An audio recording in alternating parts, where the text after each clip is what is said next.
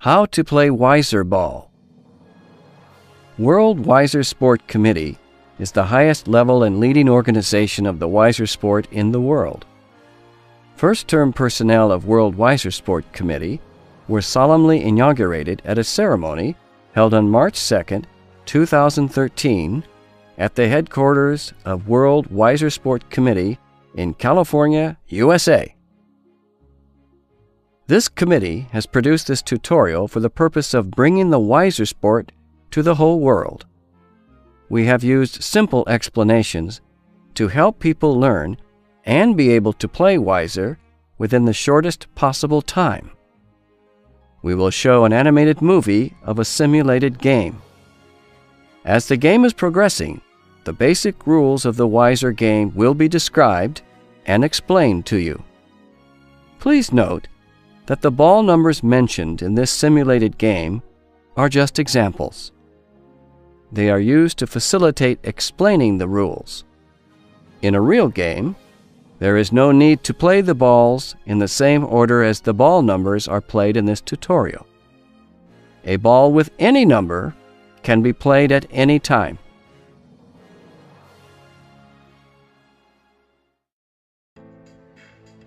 Balls and basic equipment required for the game. Number 1. We will first introduce the balls used in the Wiser game. Each ball has a diameter of about 90 millimeters and weighs about 168 grams. The Wiser game can be played in 3 ways. Team competition. The game is played by 14 players and requires 14 balls, with 7 red balls and 7 white balls. The balls of each color are numbered from 1 to 7. Single-player competition. Each side has 1 player. The player controls and plays 5 balls. A total of 10 balls are used. Double competition. Each of the 2 teams has 2 players, and each team plays 6 balls. Number 2. Next are the flags used in the Wiser game. 10 yellow flags and 10 red flags are required. The shape and size of each flag is shown in this diagram. The shape of a flag is an equilateral triangle. The length of a flag is 1 foot. When inserting a flag into the ground, the pole of the flag should be 2 feet above the ground. Number 3. Then, a rope that is 12 meters long is needed to use as the center line.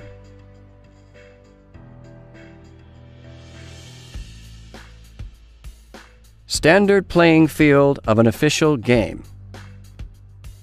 The field for Wiser games can be with grass or without grass.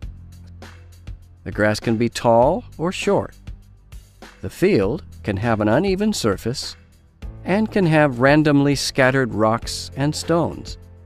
It can also be a slanted hill or an irregularly shaped field. It can even be an indoor environment. In general, the playing area of a Wiser game has no size limitations and can be selected based on whatever landscape is available.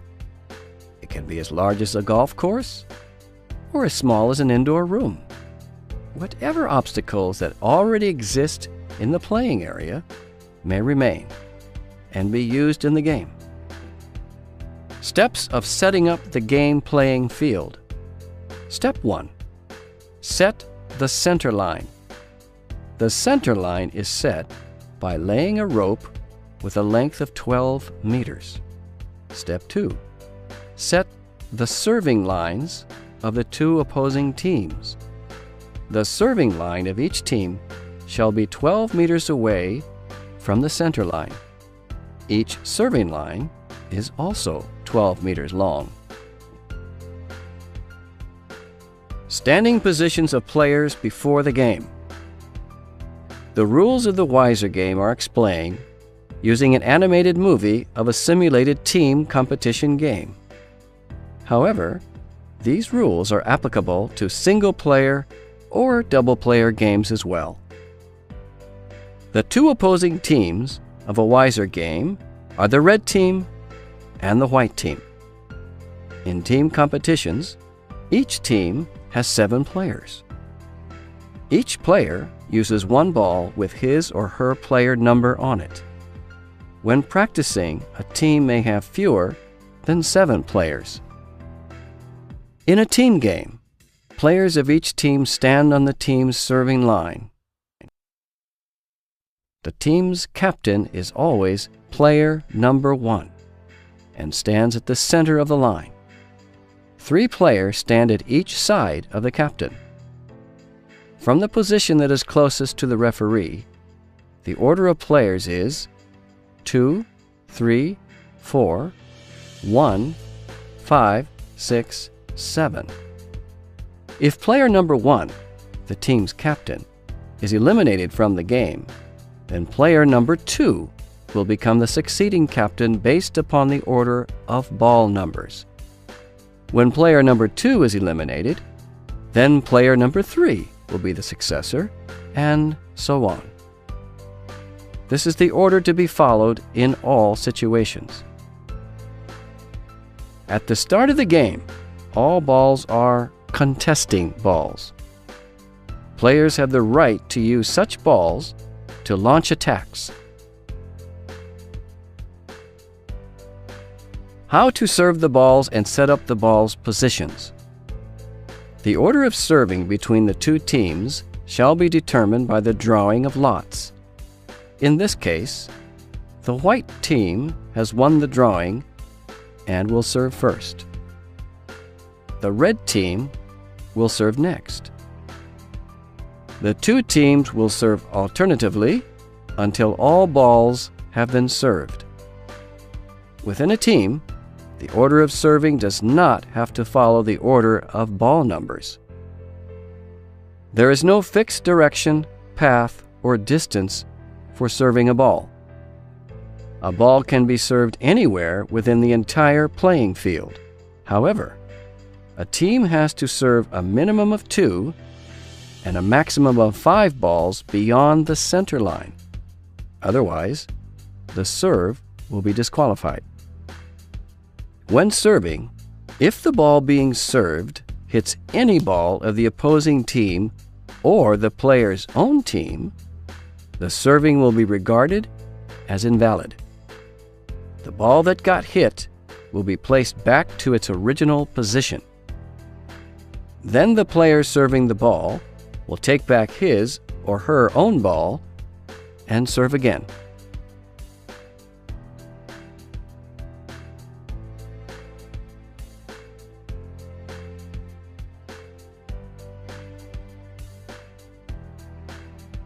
Now you see that the balls have all been served.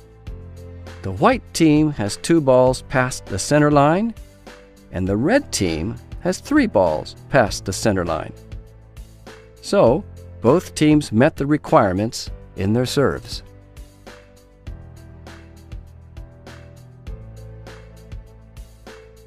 After serving the ball, each player stands next to his or her own ball and is ready to contest. Once the game starts, the referee's position will move as he or she follows the ball. Because the white team won the drawing and served first, now the white team also attacks the red team first. The time limit is 1 minute for each team to discuss strategies.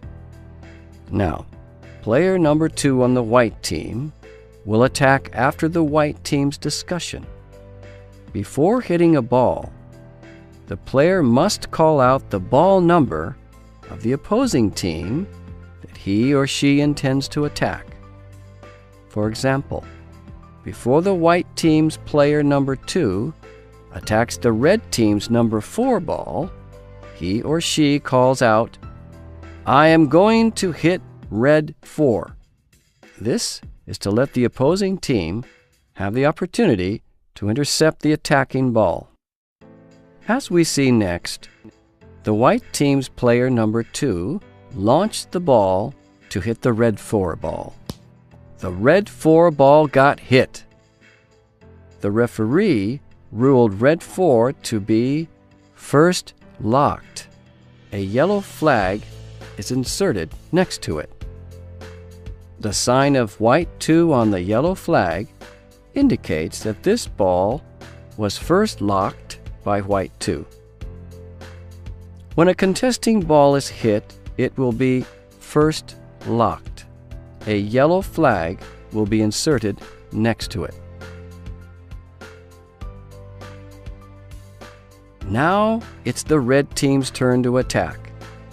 After discussion, they decided to let red 6 attack. In this case, we saw that red 6 hit white 2. White 2 is now first locked. A yellow flag has been inserted. Because white 2 had hit red 4 before white 2 was hit, now the first locked status of red 4 is removed. It becomes a contesting ball again. Now the white team attacks again. We saw that white 4 tried to attack red 1, but missed. Next, the red team will attack. Red 4 decided to attack the first locked white 2. If any flag within the playing field is in the way of the path of attack, the flag can be moved to another spot to let the attacking ball move forward. In this attack, red 4 hit white 2. Now, white 2 got hit twice. Its status becomes second locked. The yellow flag will be replaced by a red flag. The signs of red 6 and red 4 indicate that white 2 was hit at different times by red 6 and red 4. Now, the white team attacks. We saw that white 4's attack hit red 1. Red 1 is first locked, and a yellow flag has been inserted. Now it's the red team's turn. In this situation, red 6 hit the second locked white 2 again. After getting hit 3 times, white 2 is struck out. The white 2 player will then take his or her ball and leave the playing field. This player is no longer allowed to play this particular game again. Whenever a second locked ball is hit again, it will be ruled as struck out from the game. Next, the white team attacks. White 7 launched the attack and hit red 1. Red 1 is now second locked with a red flag. In this turn of the red team's attack, red 6 hit white 4. White 4 is first locked with a yellow flag inserted. Because white 4 had hit red 1 once, now that white 4 was hit, the second locked status of red 1 is relieved once. Its status is now first locked.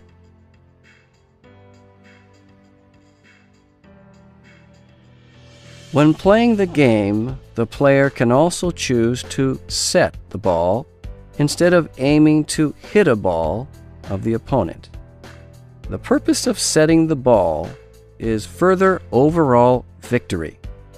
The strategies of ball setting include making a surprise move, luring the opponent away from an advantageous position, creating a hidden opportunity, and others.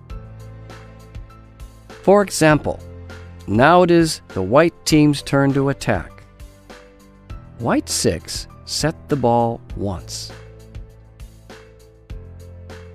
The purpose is to get close enough to red 1 to have it second locked next time. Each team has 3 successive opportunities to set their balls. On the 4th time, the team must attack. Next, the red team attacks. As we see now, red 5 was launched and hit white 7. White 7 is now first locked and received a yellow flag. Because white 7 had also hit red 1 once, now that white 7 was hit, red 1's first locked status is removed. Its status is restored to a contesting ball.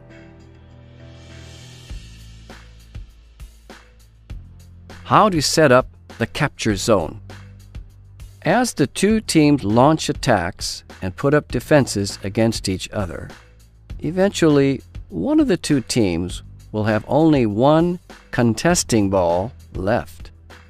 At that time, the capture zone must be set up.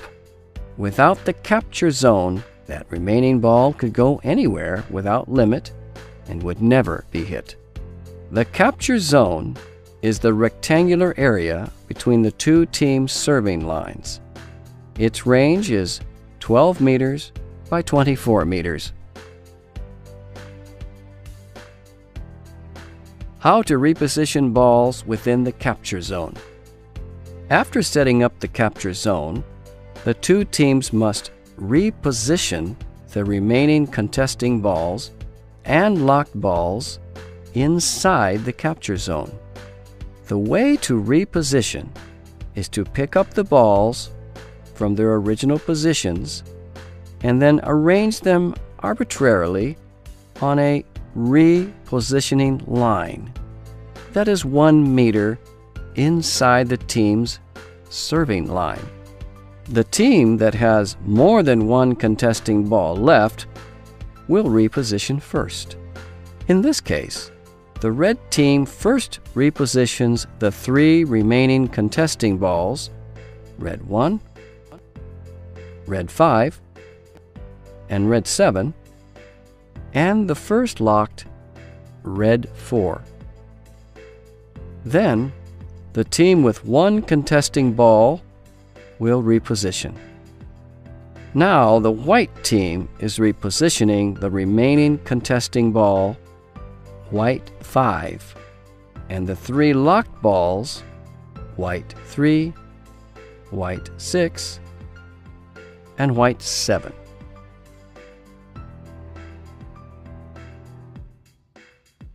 Contesting within the capture zone.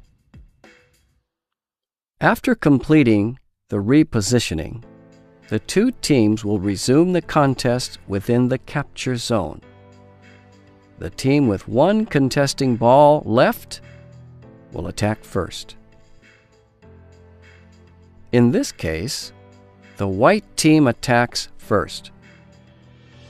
White 5 has decided to set the ball this time in order to get closer to the red team and be able to hit accurately.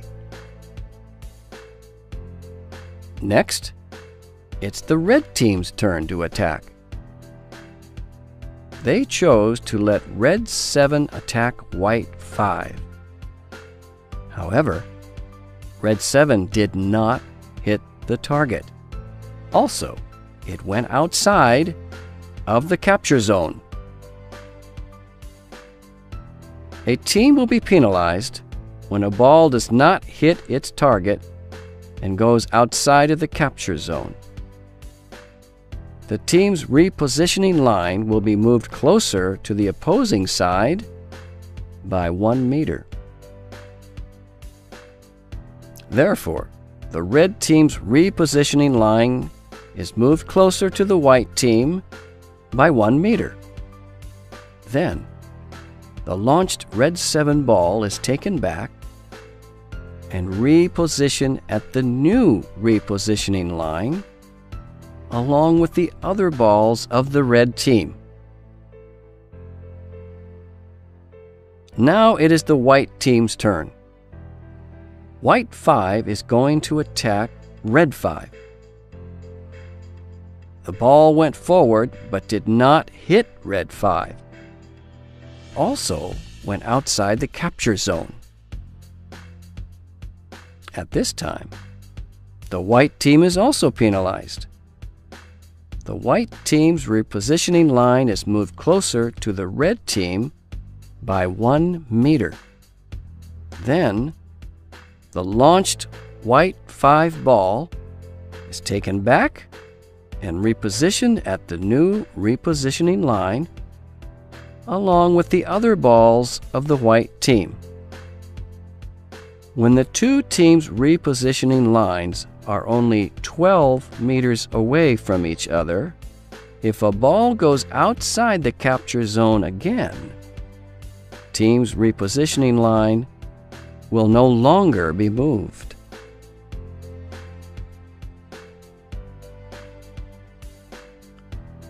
Next, the red team is going to play.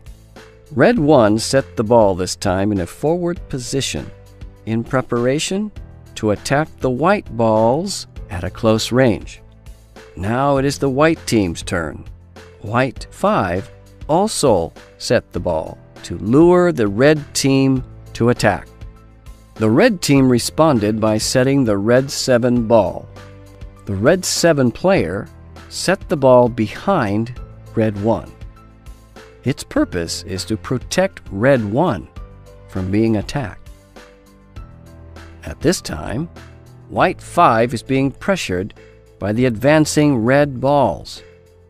After discussion, the team decided to attack red 1. After white 5 hits red 1, red 1 is first locked with a yellow flag. Because red 1 hit the first locked white 3 once before, the hit on red 1 this time has removed the first lock on white 3. It now becomes a contesting ball again. At this time, because the two teams both have 2 contesting balls, the capture zone no longer exists. It is the red team's turn now. In this play, red 7's attack hit white 5. White 5 is then first locked with a yellow flag. White 5 had hit red 4 and red 1 earlier. Every time white 5 is hit, only one red ball can be rescued. The one hit first is rescued first. Because red 4 was hit first, it is rescued now. Now the white team has only one contesting ball left. At this time, the capture zone must be set up again. All balls remaining in the playing field will be repositioned.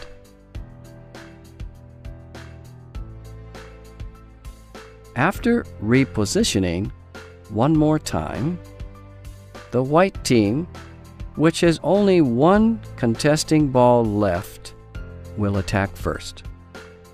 In this case, white 3 set the ball forward to lure the red team to attack. Next, the red team set the red 5 ball deeply into the white team's territory.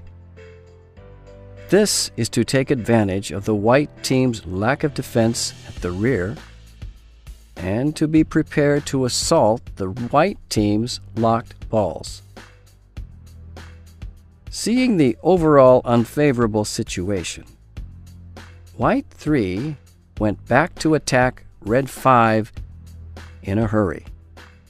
However, the White 3 ball did not hit its target and went outside the capture zone instead.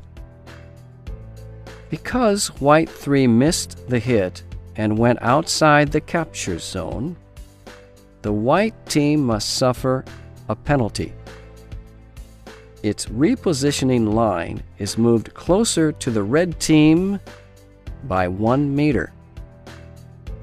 Then, the launched White 3 ball is taken back and repositioned at the new repositioning line, along with the other balls of the White team. Next, it's the Red team's turn to attack. In this demonstration, the attacking Red 5 hit White 3. White 3 is then first locked. Because the White team does not have any contesting ball left, the Red team won this game. The referee announces the end of the game. In the following, we will introduce several situations that can occur during the game. These are the mishit and how to rescue a ball that was locked due to a mishit. We will also introduce and explain the concept of interception. Mishit. A ball hitting a ball of the same team is called a mishit. A mishit is always a serious error. Therefore, the ball that mishit another ball of its own team will be ruled as being eliminated from the game.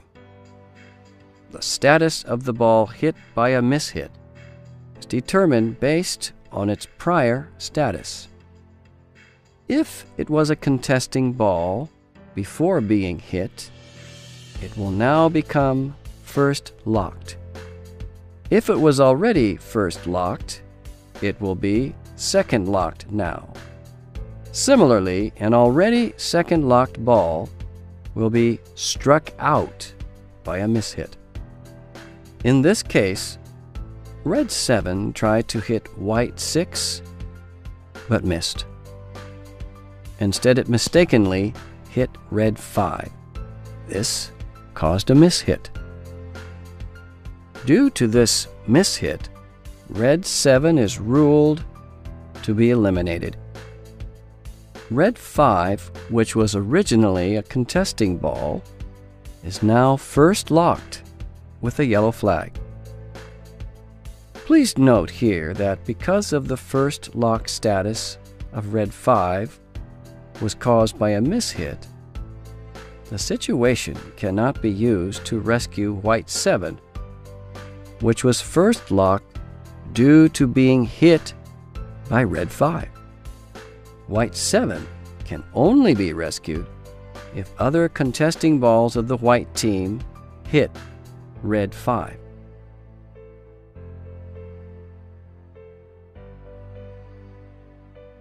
Rescue a ball that was locked up due to a mishit.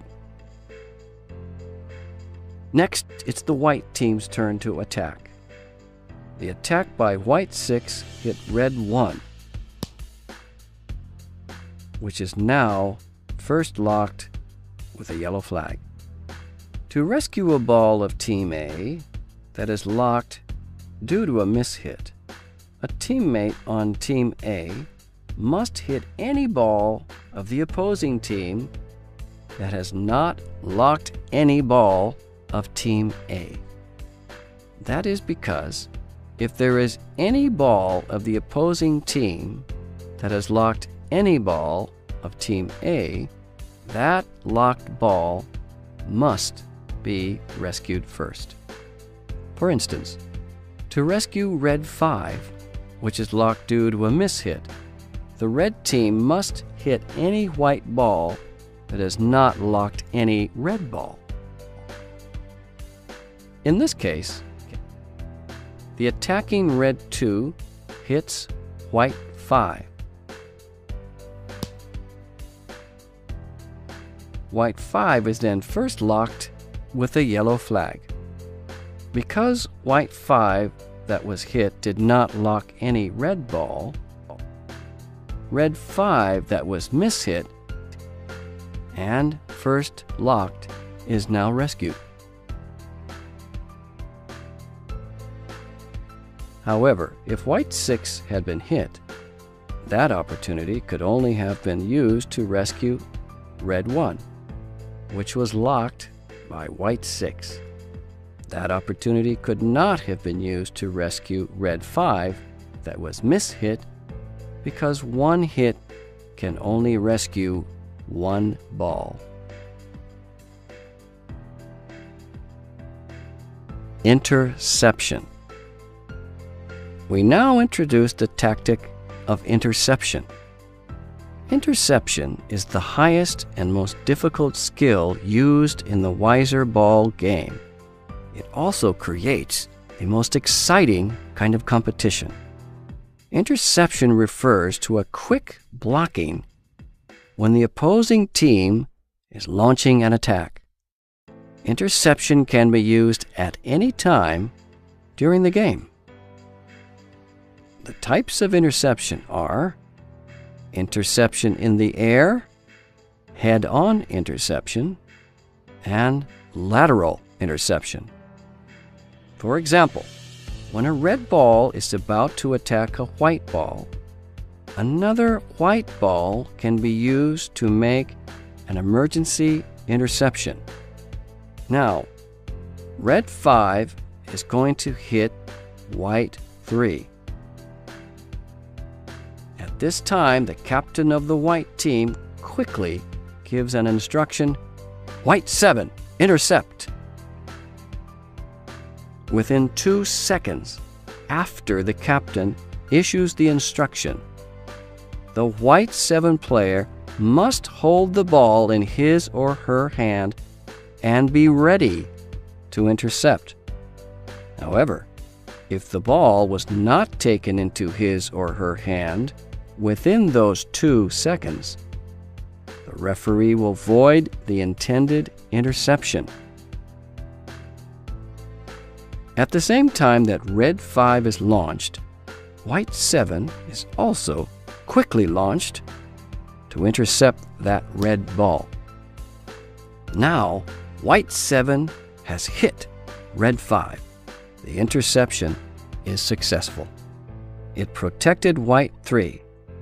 Also, red 5 was hit and is first locked. Next, several types of standard postures used in playing wiser ball and referees' hand gestures will be demonstrated.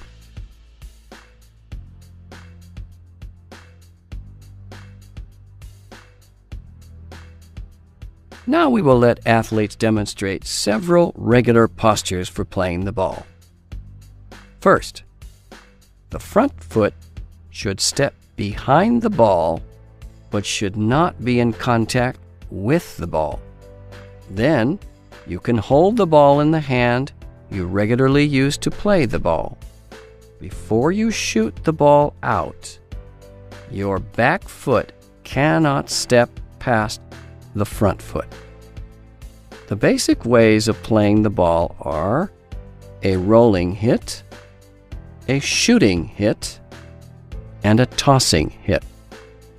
In addition, the body posture can be tall standing, bow standing, and squatting. With each body posture, you can hit the ball in any of the 3 ways. Feel free to choose any way that your body likes. Next, please see the actual demonstrations. First example, a tossing hit with the tall standing posture.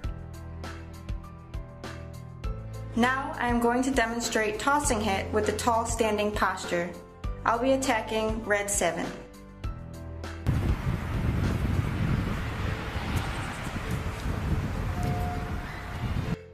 Second example, a rolling hit with the bow standing posture. Now I am going to demonstrate rolling hit with the bow standing posture. I'll be attacking red 7.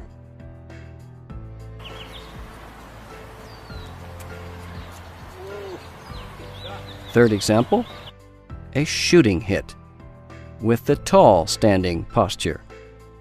Now I'm going to demonstrate shooting hit with the tall standing posture. I'll be attacking white 2.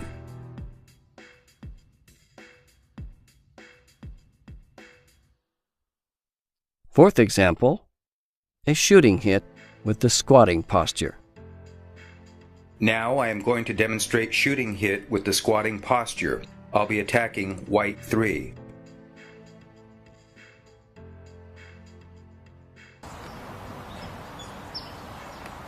Fifth example, a rolling hit with the squatting posture. Now I am going to demonstrate rolling hit with the squatting posture. I'll be attacking white 3.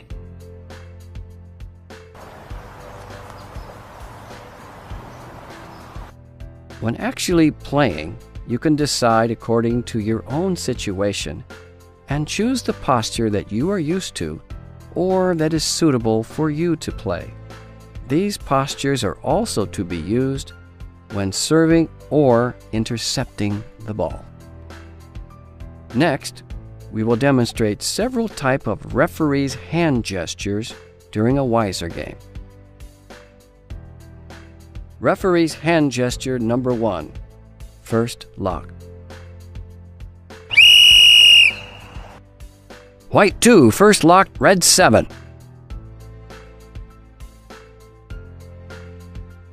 Referee's hand gesture number 2, second lock. White 2, second locked, red 7.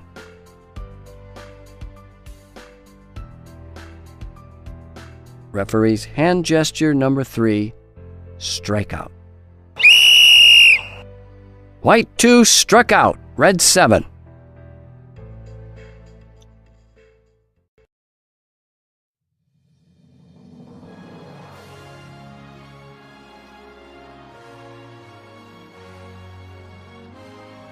The rules for playing Weiser are very simple and very easy to learn. You only need to watch this video tutorial a few times and actually begin to play Weiser. You will then be able to play Weiser. If you have any questions about this tutorial or about the rules for playing a Weiser game, please write to us with your inquiries anytime. We thank you all very much for your support of the Weiser sport. The contact information for World Weiser Sport Committee is as follows. World Weiser Sport Committee, 150 East Colorado Boulevard, Suite 202, Pasadena, California, 91105, USA. Telephone number 626-795-7485. Fax number 626-795-7488. Email address info@worldwisersport.org. Play Weiser and get wiser.